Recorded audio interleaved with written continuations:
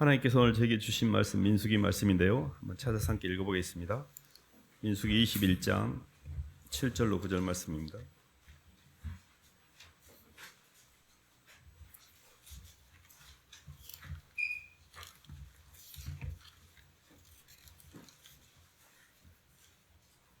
민수기 21장 7절로 9절 말씀.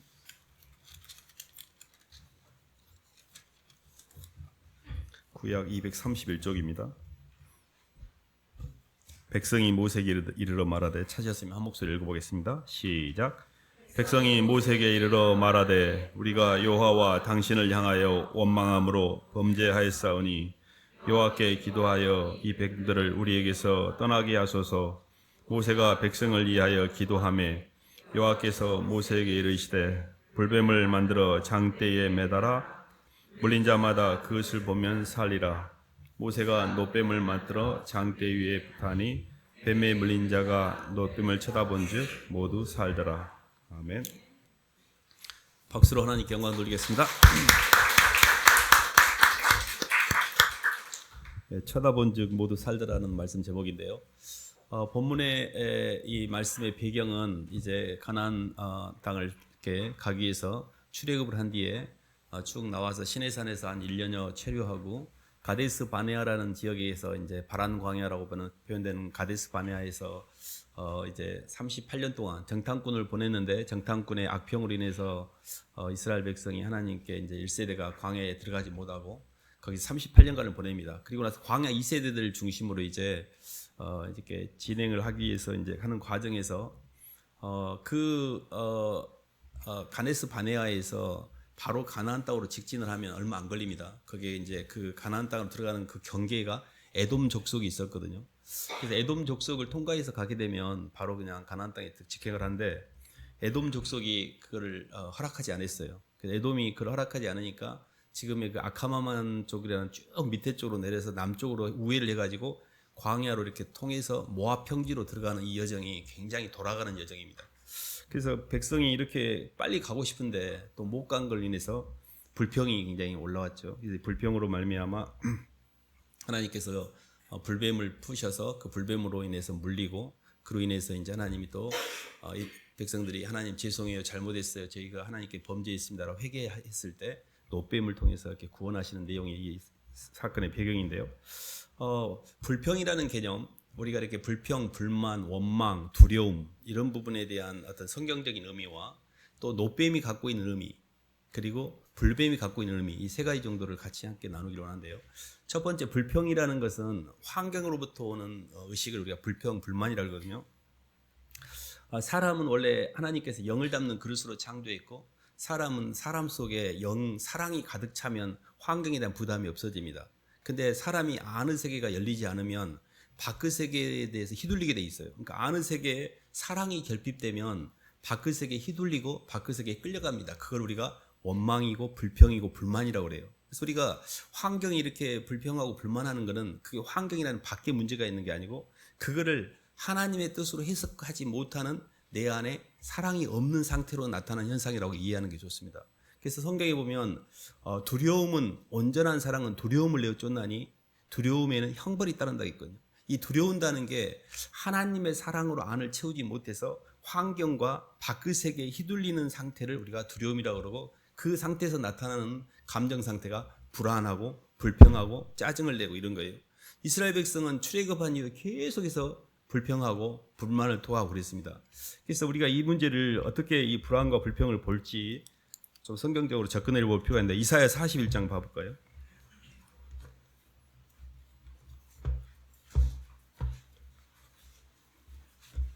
구약 1016쪽입니다. 1016쪽 구약 이사야 41장 10절 한번 봐보겠습니다.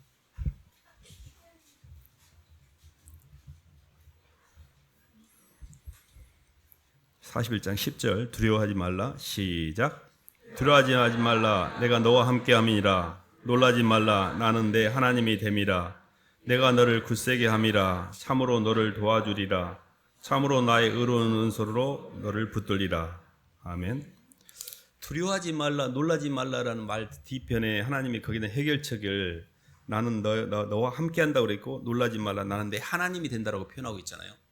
두려움의 근원이 안의세계, 임재의세계에 하나님이 나와 함께한다는 의식이 없기 때문에 나타난 현상이라는 게 성경적인 개념입니다. 두려움이라는 것은 하나님의 영과 하나님의 사랑이 우리 안에 들어오면 사람이 안의세계가 충만하기 때문에 밖의 세계에 끌리지 않습니다. 그래서 밖의 세계를 다스리고 밖의 세계를 누리는 거거든요. 두려움이나 불평이나 불만은 안의 세계에 빛이 없어서 어둠을 인식하는 거예요. 그래서 우리가 이스라엘 백성이 길이 이렇게 뺑 돌아가는 것에 대한 그 환경 자체를 보면 아니 돌아가니까 힘드니까 불평하는 거지 논리적으로 보면 그게 맞는 것처럼 보이나 하나님의 관점에서 볼 때 아직도 그 환경을 하나님 주신 환경으로 해석하지 못하는 의식의 결핍 이렇게 보는 겁니다. 사실 우리가 인간이 살면서 가장 큰 두려움, 성경에는 두려워하지 말라는 말이 굉장히 많이 나옵니다. 근데 가장 큰 두려움은 사실 죽음에 대한 두려움입니다. 그래서 우리는 죽음에 대한 문제를 풀면 두려움이 많이 없어져요. 근데 이 죽음의 문제를 푸는 게 굉장히 중요한데 왜 죽음을 두려워할까요? 그거는 죽음 이후의 세계를 우리가 알지 못하기 때문에 그래요. 사람이 한 번도 해보지 않는 일을 시키면요 두려워합니다. 나 그거 못한다고 그래요. 그러니까 근데 많이 해보면 익숙해서 두려워하지 않습니다. 그래서 이 두려움이라는 그 뒤에 우리가 이 땅에서 우리의 육의 시간이 다한 다음에 뒤의 세계가 미지의 세계이고 보이지 않기 때문에 사람은 막연히 두려워하는 거거든요. 근데 하나님의 영, 성령이 우리에게 들어오면 하나님의 영을 통해서 죽음의 이후의 세계에 대한 감을 잡게 됩니다. 그래서 예수님을 진짜로 믿는 사람들은 부활의 소망에 대한 감을 갖고 있기 때문에 죽음이 두렵지 않아요. 죽는 것 자체가 기대가 돼요 오히려. 그러니까 아직도 내가 죽음이라는 문제에 묶여있는 것은 죽는 것 자체의 문제가 아니라 그 죽음을 하나님의 관점으로 해석할 수 있는 영적인 의식이 부족하기 때문에 죽음에 대한 두려움을 갖는 겁니다. 그래서 계속해서 두려움이 오거나 불평이 오거나 눌리거나 휘둘리는 것은 내게 의식이 부족하구나. 내가 의식이 부족하다는 말은 하나님의 사랑과 하나님의 임재와 충만의 의식이 내게 있어야 환경에 안 끌려갈 텐데 이게 부족하니까 자꾸 환경에 끌려가가지고 자꾸 환경에 대해서 부정적으로 해석이 되고 불평이 나오고 불만이 나오고 짜증이 올라오고 이거는 내가 지금 의식이 결핍되어 있구나 하고 보시는 게 나아요. 그래서 쳐다보셔야 돼요. 쳐다본 즉 나으니라 했잖아요. 그러니까 그러면 내게 영적 공급자가 영적으로 나를 채워주는 존재가 누구지? 그래서 사람들이 제일로 쉽게 채우는 게 뭐냐면 물질이에요. 돈을 갖다가 막 백화점 가서 막 돈을 사고 막 뭐를 막 사면 채워집니다. 또 막 식당에 가서 뭐를 양식 먹으면 채워져요. 배도 채워지니까 채우는 겁니다. 사람한테 가고 막 사람들은 막 나 좀 사랑해줘봐. 막 사랑을 막 누가 막 사랑해준다 그러면 채워집니다. 그것도 일종의 채우는 거예요. 그게. 그러니까 내가 이렇게 다운되거나 우울하거나 영이 이렇게 결핍될 때는 상대를 찾는 거죠. 본능적으로. 근데 그런 것들은 가변적이에요. 물질도 사람도 일시적으로 채워준 것처럼 보이나 다시 공허해져요. 근데 진짜로 우리를 채워주신 분은 노뱀이신 예수 그리스도시죠. 예수 그리스도가 노뱀이 예수 그리스도의 사랑을 예표하고 있는 거거든요. 이 장대에 매단 것이 십자가에 매달린 예수님을 예표하고 있습니다. 그러니까 내가 이렇게 불안하고 힘들고 두려움을 가질 때는 환경과 싸울 게 아니고 주님을 쳐다봐야 되는구나. 내 안에 주님이 안 계셔서 환경이 휘둘리고 있구나. 내 안에 사랑이 없어서 빛이 부재로 인해 어둠을 느끼고 있구나. 이렇게 보시면 정확합니다. 그래서 사실은 이제 이렇게 불평을 하게 되면 자연스럽게 불뱀이 붙습니다. 이게 배설물에는 똥파리가 붙는 것과 똑같은 원리예요. 우리 안에 불평이라는 부정적인 어둠의 기운이 내 안에 있으면 이 어둠의 기운이 파동이 연동돼서 바깥에서 안 좋은 일을 불러들여요. 그게 불뱀이에요.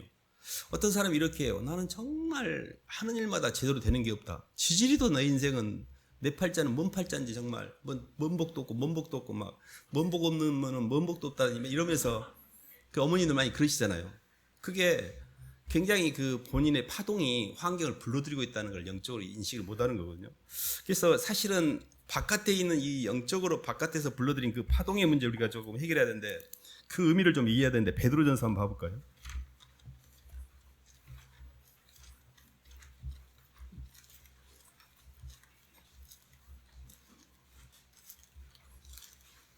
베드로전서 1장 한번 봐보겠습니다. 6, 7절 3절로 7절 한번 봐보겠습니다.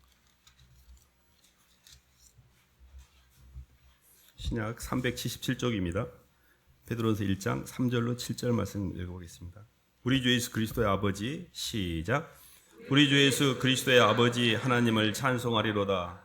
그의 많으신 긍휼대로 예수 그리스도를 죽은 자 가운데서 부활하게 하심으로 말미암아 우리를 거듭나게 하사 산 소망이 있게 하시며 썩지 않고 더럽지 않고 새하지 아니하는 유업을 잊게 하시나니 곧 너희를 위하여 하늘에 간직하신 것이라.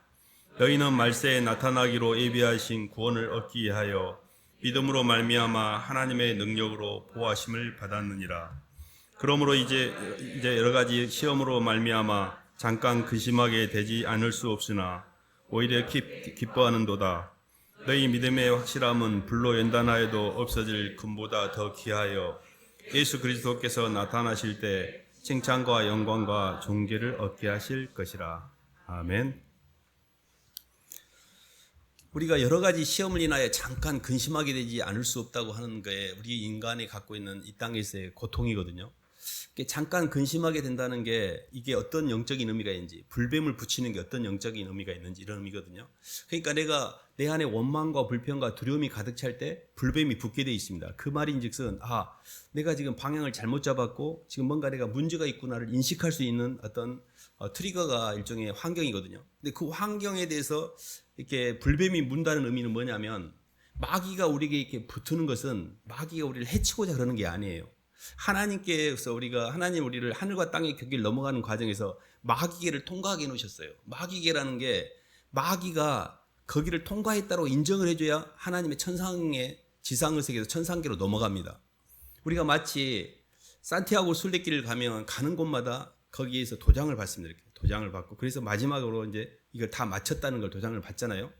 이런 것처럼 교만과 음란과 탐욕이라는 처음에 물질 고개부터 넘어가요. 물질 고개, 사람 고개, 그리고 내 자존심 고개라고 하는 이 세 가지 고개를 넘어갈 때마다 통과했다라는 도장을 받게 돼 있어요. 근데 통과를 못하면 돈을 통과하지 못한 사람은 돈 문제에 계속 빠져 있는 거예요. 그게 돈으로 뱀에게 물린 거예요. 돈 때문에. 이 돈 고개를 못 넘는 거예요. 아직도. 사람 때문에 힘든 사람은 사람 고개를 못 넘고 있는 거예요. 사람 때문에. 불뱀이 사람이 와서 물어버린 거예요. 개가 물어도 아픈데 사람이 물면 더 아픕니다. 마음이 상하니까. 그래서 불뱀이 나를 물었다는 의미는 여기에 내가 묶여 있구나. 여러 가지 시험을 인하여 잠깐 근심하지 않을 수 없으나 오히려 크게 기뻐하는 이유는 이 믿음의 연단의 시련을 통해 주님께 나아갈 때 완전히 흠없고 점없는 어린 양 같은 하나님의 완전한 하나님의 그런 형상으로 우리를 빚어가기 위해서 이 환경을 주셨구나라고 인식을 하시면 됩니다. 그래서 마귀를 인식할 때, 내 인생의 문제를 인식할 때, 이 고개를 넘으라는 사인인데 이 고개를 못 넘고 있네? 이렇게 보시면 돼요. 그 고개가 사실은 이제 이렇게 이스라엘 백성이 우리가 민수기 읽고 있잖아요. 민수기 25장 보면 시딤이라는 데 가가지고 모압 여자 여인들을 취하고 또 미디안 여인하고 이렇게 어떤 그런 거를 음행을 한 거에 대해서 누굽니까? 아론의 손자 비나스가 가서 창으로 찔러서 그 연병을 다 없애잖아요. 우리가 성경에 연병이 나옵니다. 연병 한 해가 연병이 나옵니다. 그러니까 연병이 그때 없어져요. 근데 이제 이 부분이 영적으로 보면 어떤 의미가 있냐면 사람은 가장 중심에 우상 숭배를 해요. 바알보올이라고 하는 우상을 갖고 있어요. 우상이 뭐냐면 주님보다 내가 더 사랑하는 거예요.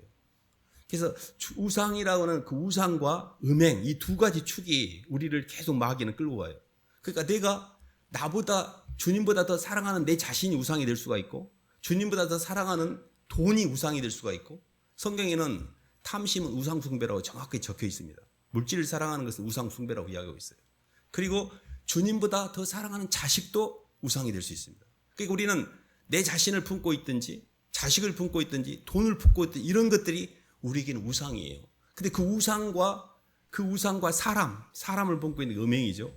이게 우리한테 있을 때는 불뱀이 옵니다. 내가 아직 이것들을 통과를 못했구나. 리트머스 시험지처럼 통과를 해가지고 이게 색깔이 딱 정리가 돼야 되는데 아직 통과를 못하고 마귀계를 통과를 못하고 있는 거예요. 그때마다 하나님이 사람을 붙이셔요. 사람을 붙이거나 환경을 붙이셔요. 그래서 내 인생에서 어려운 일들은 내가 여기 아직 못 넘어가고 있네? 이걸 보시면 돼요. 불뱀이라는 것은 하나님이 당신의 사람들을 하나님의 형상으로 빚어가기 위한 가나안 땅까지 천국으로 인도하기 위한 과정에 우리를 지금 신부화장을 시키고 있는 거예요. 깨끗하게 정리하고 있는 거예요. 그게 나쁜 게 아닙니다. 오히려 크게 기뻐해야 됩니다. 아, 내가 하나님 백성이라는 게 맞네. 세상 백성은 그런 시련이 없어요. 그러니까 시련이 없다는 의미가 그들이 그것을 고통으로 느끼지만 그걸 하나님의 섭리로 해석하지 않기 때문에 그 자체가 유익이 안 된다는 의미인데 저에게는 그게 유익이 됩니다.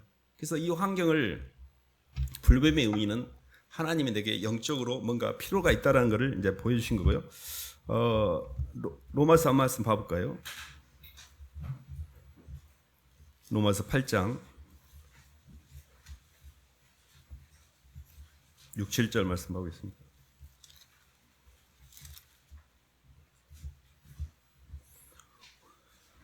로마서 8장 5절로 7절까지 읽고 있습니다. 육신을 따르는 자는 시작.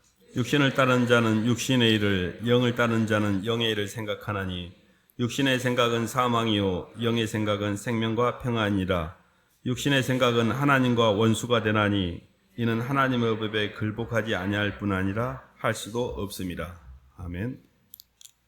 그러면 어떻게 하면 우리가 신의식을 개발하고 안에 충만하게 되고 주님의 임재로 말미암아 밖이나 환경에 끌려가지 않을 수 있을까? 그 첫 번째 단추가 말씀을 받아들인 겁니다. 말씀. 그러니까 말씀이라는 게 하나님의 영이 우리에게 전달되는 통로가 말이에요. 그래서 우리가 누구 말을 듣느냐에 따라 그 말에 의해서 의식이 형성이 됩니다. 세상에서 마귀도 세상 말을 하고 있고 하나님도 영적인 말을 하고 있고 사람도 말을 하고 있어요. 이 말을 듣는 거는 내가 그 말하는 상대의 의식을 받아들이는 거예요. 영적인 문제를 푸는데 가장 핵심적 개념이 말씀이에요. 말이에요.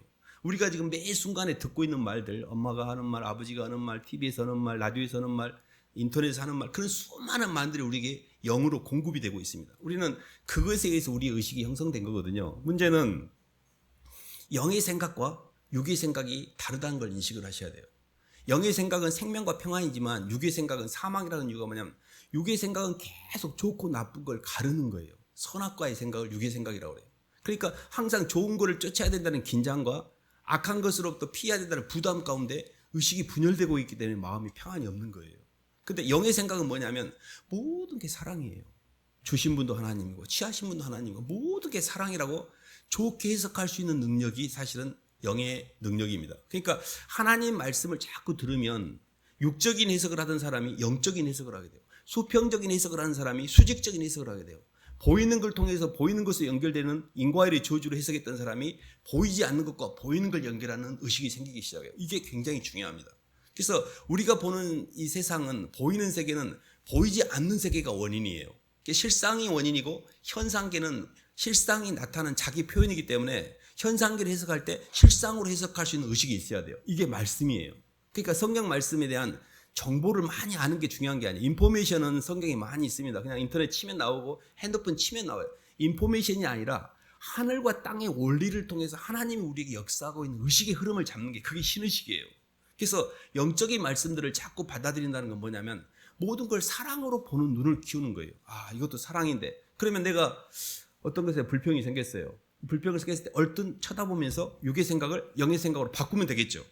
내가 뭔가 이 환경에 대한 불평이나 죄 때문에 너무 힘들어 이렇게 보는 게 아니라 하나님이 죄를 붙여서 내 안에 쓰레기들을 청소하기 위해서 붙이셨고 내 안에 빛이 없는 어둠, 사랑 없는 내 안에 쓰레기들을 보게 하셨는데 나는 이 내 쓰레기는 못 보고 저것이 나를 힘들게 하네 하고 저것을 내가 힘들어하고 저것만 하나님 제거해 주시라고 기도를 하고 있구나 이렇게 해석을 하면 이 사람이 수직적인 해석을 하는 거예요.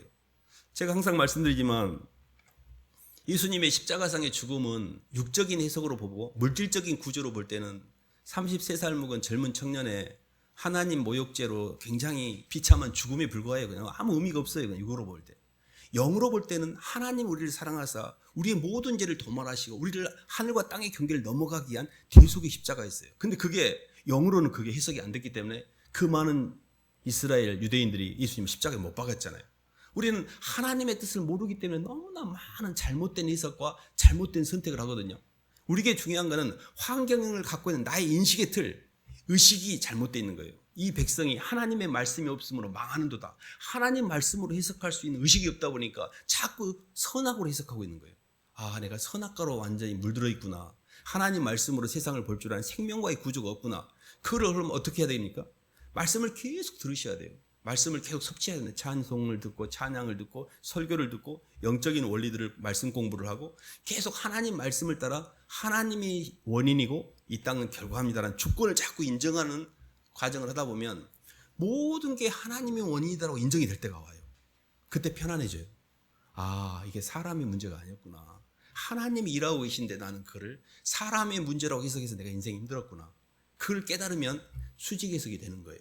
그리고 영적인 해석이 조금 되다 보면 모든 게 감사네. 근데 목사님이 이렇게 설교를 하고 있는데 저는 안 되는데요. 아무리 그렇게 해도 안 돼. 그건 아직 내 안에 선악의 기운이 강하기 때문에 그래요. 아직도 내가 갖고 있는 내 환경에 대한 옳고 그름에 대한 나 억울하다는 이 감정을 내가 갖고 있기 때문에 그래요. 그래서 두 번째 단계가 필요한데 그게 뭐냐면 내 안에 하나님 말씀이 들어오잖아요. 그러면 기존에 있던 세상 생각이 아이고 하나님 오셨어요 이런 게 아니에요. 강하게가 저항을 해요. 촌놈이 도시에서 누구 오면 텃세를 부리잖아요. 엄청 텃세를 부려요. 그래서 세상 생각과 영의 생각이 충돌할 때 두 개의 생각이 충돌하면 둘 중에 하나는 정리를 해줘야 돼요. 그거를 기도라 그래요. 고백을 통해 내 안에 여전히 내 육의 구조를 주장하고 있는 이 겉사람의 강한 정욕 이것들을 고백해 주셔야 돼요. 하나님 제가 틀렸고요. 주님이 맞습니다. 주님 저는요. 항상 이렇게 잘못 생각하고요. 왜 이렇게 항상 부정적으로 생각하고요. 항상 왜 이렇게 안 좋은 것만 쳐다보고요. 왜 이렇게 다른 사람이 안 좋은 것만 그렇게 꼬집어서 보는지 모르겠어요. 이게 다 내 안에 있는 육의 기운이거든요. 이거를 입으로 고백하는 순간에 기운이 약해져요. 그래서 부정적인 것들을 자꾸 빼내고 하나님의 사랑과 은혜를 계속 시인하는 거죠. 주님, 저는 주님의 사랑인 걸 믿습니다. 이 환경도 주님이 주신 걸 믿어요. 지금 제가 이 환경이 힘들지만 아버지 섭리 가운데 이게 꼭 필요해서 주신 걸 저는 믿어요. 고백을 자꾸 하는 거예요. 그러면 내 안에 어둠이 점점 물러가고 빛이 좀 들어와요. 그래서 아는 세계가 점점 이거를 생각을 통일한다 그래요. 우리가 생각이 들어오긴 했어. 하나님 말씀이. 근데 통일이 안 돼 있어. 통일이. 안을 정리가 안 돼 있다는 이야기예요. 계속 애들이 싸우고 있어. 그때 두 개의 충돌되는 생각을 하나로 가지고 정리해서 하나로 통합하는 게 기도라고 보시면 됩니다. 흔히 제가 이렇게 말씀드리잖아요. 냉장고를 사는데 LG를 살까 삼성을 살까 어떤 아줌마가 야 가전은 LG지요. 그럼 아 그래요? 그리고 알았어요. 하는 생각을 정리하면 정리가 되잖아요. 마귀가 내게 들어오는 생각을 줘요. 자꾸 부정적으로 생각하고 싶어. 막 미워하고 싶어. 주님의 생각이 들어와. 그럼 주님의 생각으로 얘를 정리시키는 기도라고 그래요. 항상 고백을 많이 했어요. 하나님 아직도 제가 육의 기운이 강해서 자꾸 세상에 끌려가고 아직도 제 안에 이렇게 제 정욕이 있고 아직도 제 안에 이렇게 음란이 있고 교만이 있다는 것을 계속 토해내셔야 돼요. 이걸 회개라 그래요. 이스라엘 백성이 불뱀에게 물렸을 때 그래도 잘했던 게 뭐였냐면 회개했어. 회개. 모세한테 우리가 잘못했으니 이 불뱀을 해결해달라고 기도해달라고 중보자인 모세한테 이야기를 하잖아요. 그래서 모세가 이제 하나님께 가서 노뱀을 통해서 문제를 해결한 것처럼 회개가 우리 문제를 해결하는 최고 좋은 방법입니다. 그래서 살아가면서 내 안이 좀 어둡다고 느낄 때, 눌린다고 느낄 때, 두려움이 올 때는 회개를 하셔야 돼요. 하나님 제가 아직도 아는 세계가 저렇게 어둠을 많이 갖고 있는데 저 좀 도와주세요라고 히브리서 4장에 그 말씀이 나와 있는데 한번 찾아볼까요?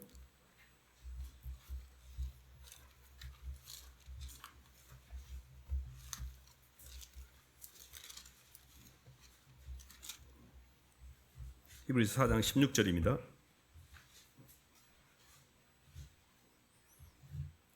그러므로 우리는 시작. 그러므로 우리는 긍휼하심을 받고 때를 따라 돕는 은혜를 얻기 위하여 은혜의 보좌 앞에 담대히 나아갈 것이니라. 아멘. 이 긍휼하심을 얻고 때를 따라 돕는 은혜라는 게 예수님의 은혜가 우리에게 들어오면 우리 안에 긍휼하심이라는 게 상대방에 대해서 보는 관점이 다르게 되고요. 내 안에 의식이 부족하면 상대방을 불평하게 되고 환경에 대한 불평이 나오거든요. 근데 하나님의 사랑과 은혜가 깊이 들어오잖아요. 그러면 때를 따라 돕는 은혜라는 게 은혜를 입으면 긍휼히 여깁니다. 환경이. 그리고 환경에 대해서 이렇게 힘들지 않아요. 내가 어떤 사람과의 관계 가운데 그 사람에게 내가 신세를 많이 줬어요. 그럼 그 사람에게 내가 긍휼하심을 은혜가 있는 거거든요. 그럼 그 사람이 일부분 실수를 해도 뭐 다 살면서 다 그런 거지 나도 그래라고 덮을 수가 있어요. 근데 이 사람이 얼마나 나를 많이 뜯어먹었든지 마이너스 통장이야. 통장이. 잔고가 하나도 없어. 살짝만 기스가 나거나 남편도 아내 사이에서 조금만 실수를 해도 바로 메스를 가합니다. 이게 은혜가 없는 거예요. 긍휼하심이 없는 거예요. 내 안에 빚이 없고 그 사람에게 내가 받은 은혜가 없으니까 내가 본전 생각이 나기 때문에 너 지금 마이너스 통장 쓰고 있는지 아냐? 이러면서 그때부터는 공격적이 되고 방어적이 되는 거예요. 그러니까 우리 안에 주님과 나와의 사이에 굉장히 많은 돈독한 은혜를 많이 저축해 놓은 사람은 환경에 힘듦이 와도 주님 뭐 이거 당연히 제가 넘으면 되죠라고 덮을 수가 있어요. 근데 아무것도 없어. 사람과의 관계도 신뢰지수가 있는 것처럼 주님과 관계도 신뢰지수라는 우리 의식지수가 있습니다. 이게 주님과 나와의 사이에 은혜가 없으면 우리는 맨 털려요. 그래서 이스라엘 백성이 그렇게 광야에서 불평을 했던 것은 당시에는 아직 하나님의 영을 받은 선지자를 통해서 말씀을 전달받는 간접 전달이었거든요. 근데 신약에 와서 예수 그리스도를 믿는 우리 모두에게는 이제 어디서나 예배를 드릴 수가 있어요. 그 당시에 이스라엘은 지성소에서 하나님의 성령이 임하는 거룩한 장소와 안식이라는 거룩한 시간밖에 성령 임재가 안 됐어요. 근데 지금 우리는 어디든지 간에 두세 사람이 내 이름으로 모인 곳에 나도 그들 중에 있기 때문에 예배를 드리는 순간에 성령 임재가 됩니다. 이스라엘 백성뿐만 아니라 예수님의 제자들도 봐보세요. 3년 동안 주님을 따라다녔는데 엉망진창이었어요. 빡빡하면 막 누가 더 크냐 키 자랑하고, 베드로는 또 주님 제가 절대 주님을 배신하지 않을 겁니다라는 소원해놓고 바로 다음 시간에 주님을 3번을 신랄하게 또 배신하잖아요. 그 주님이 그때 알고 계셨어요. 마음은 원이로도 육신이 약하니 기도하라고. 베드로가 마음이 소원은 있으나 그걸 행할 능력이 없다는 걸 주님은 알고 계셨어요. 근데 그들이 마가의 다락방에서 기도에 힘씁니다. 기도를 통해서 주님과 깊어져요. 기도를 통해서 주님을 사랑하게 되고 상이 변화가 돼요. 말씀을 들으면 의식이 변화됩니다. 의식, 생각이 변화돼요. 영의 생각이. 이것까지 가는 것도 굉장히 중요해요. 이 가치관의 변화가. 근데 더 능력은 예수님을 사랑하게 돼요. 여 안에 주님을 품게 돼요. 그게 기도예요. 상의 변화를 가진 예수님의 제자들은 그때부터 십자가에 못 박혀 죽은 베드로뿐만 아니라 모든 사람이 순교를 당할 만큼 이제 두려움이 없어집니다.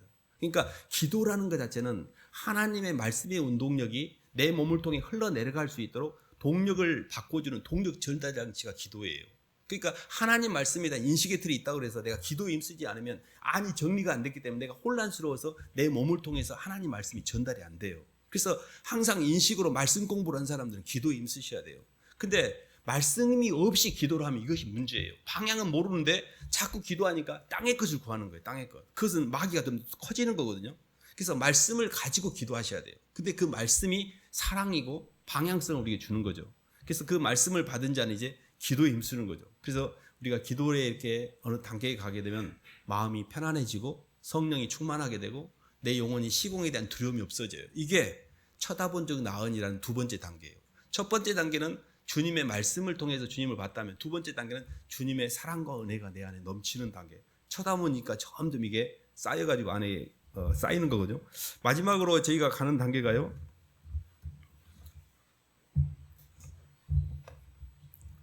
고린도 전서 15장 한번 봐볼까요?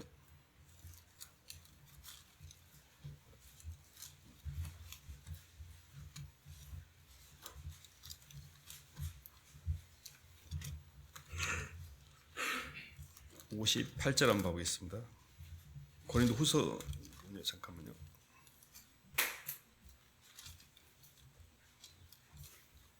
죄송합니다. 갈라디아서 5장이네요. 갈라디아서 5장 보겠습니다. 갈라디아서 5장 16절부터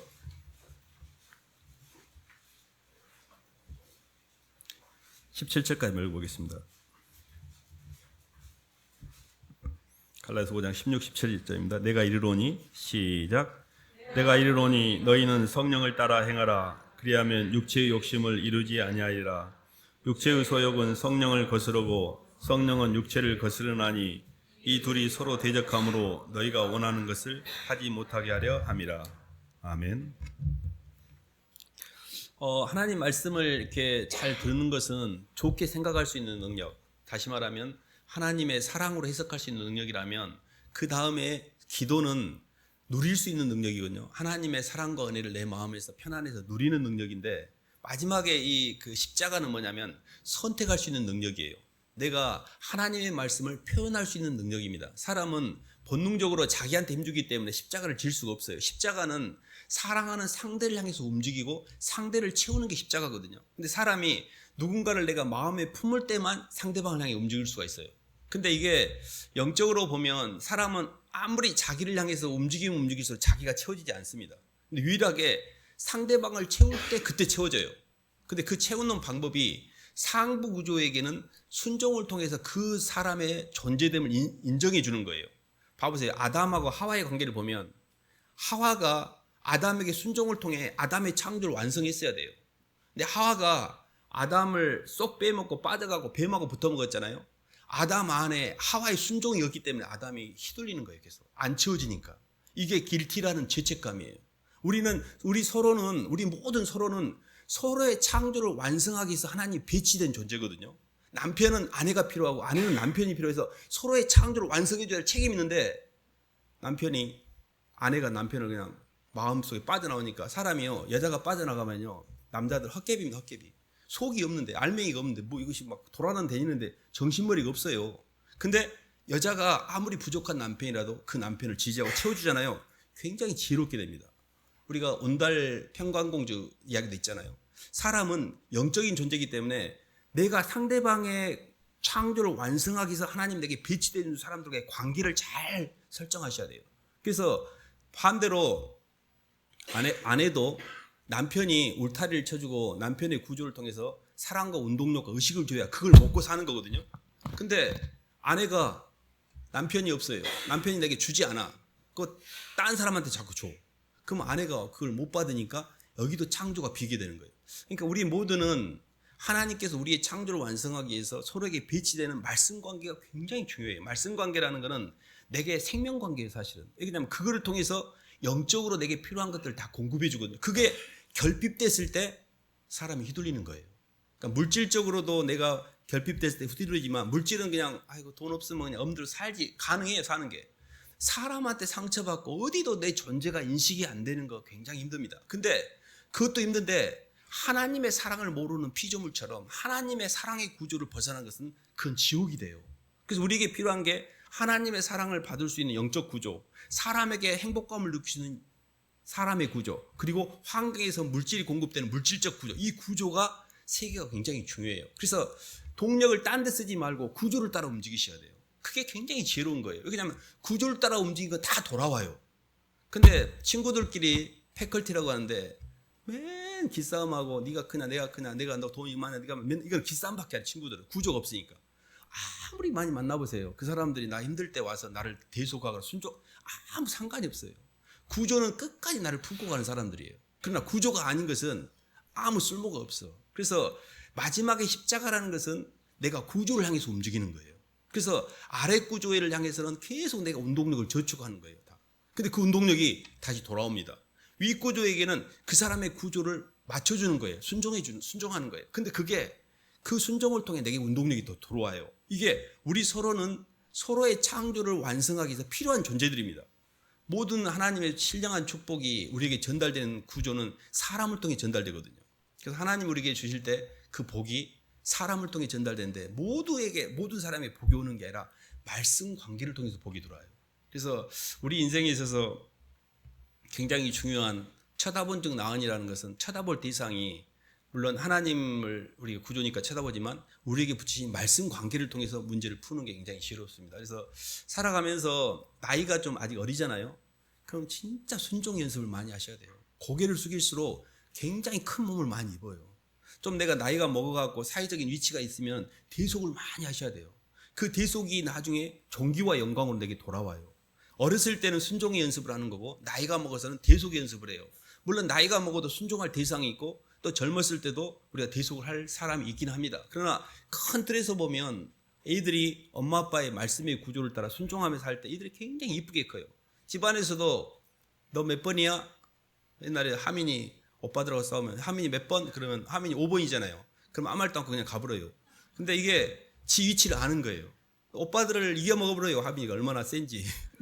근데 지금은 이제 또 말씀 오빠들을 잘 이렇게 저기 하잖아요. 그러니까 영적으로 보면 위치를 안다는 게 굉장히 지혜로운 거고, 아 내가 위치를 떠난 천사가 마귀라고 그랬는데 내가 내 위치를 모르고 있구나. 그러니까 영이 공급이 안 되고 휘둘리고 있구나를 우리가 아는 것이죠. 그래서 사실은 이제 오늘 본문 말씀이 쳐다본 적 모두 이렇게 살더라 말씀은 이 노뱀이라고 하는 장대에 달린 노뱀이 십자가에 달린 예수 그리스도를 예표하기 때문에 예수님을 쳐다본 적 모두 살게 돼 있습니다. 그 예수님을 쳐다본다는 게 예수님이 내게 주시는 말씀으로 내 양식을 삼고 예수님이 내게 주신 그 십자가의 대속의 피로 내가 주님의 피를 마시며 주님이 걸어갔던 십자가의 길을 따라서 다른 사람을 살리기 위해서 한 걸음 한 걸음 가다 보면 우리가 예수님을 조금씩 닮아가게 돼요. 그리고 예수님의 마음이 내게 느껴지게 되고 이때 우리가 모두가 다 살게 돼요. 나만 살려고 막 가게 되면 나도 못 살고 옆에 사람도 죽는데 주님께서 가신 길 십자가 길을 따라가야만 나도 살고 주변도 삽니다. 그래서 정말 쳐다본 적 모두 살더라는 말은 예수님이 가신 길이구나. 예수님이 가신 길을 따라가야만 모든 게 풀리는 거를 이렇게 보면 됩니다. 이 길을 잘 걸어가시기를 주님의 이름으로 축원합니다. 하나님 아버지 감사를 드립니다. 주님 가신 길, 십자가의 길, 생명의 길 저희가 알지만 때로는 거부하고 싶고 가고 싶지 않고 저희 마음대로 살고 싶을 때가 많지만 주님이 먼저 본을 보여주셨고 주님이 먼저 십자가의 은혜로 저희의 마음을 채워주셨기에 주님께 그 빚진 사랑에 빚진 마음으로 주님 가신 길을 기꺼이 가고자 합니다. 주님 잘 안 될 때도 많은데 주님 저희를 잘 인도해 주시옵소서. 예수님 이름으로 기도드립니다.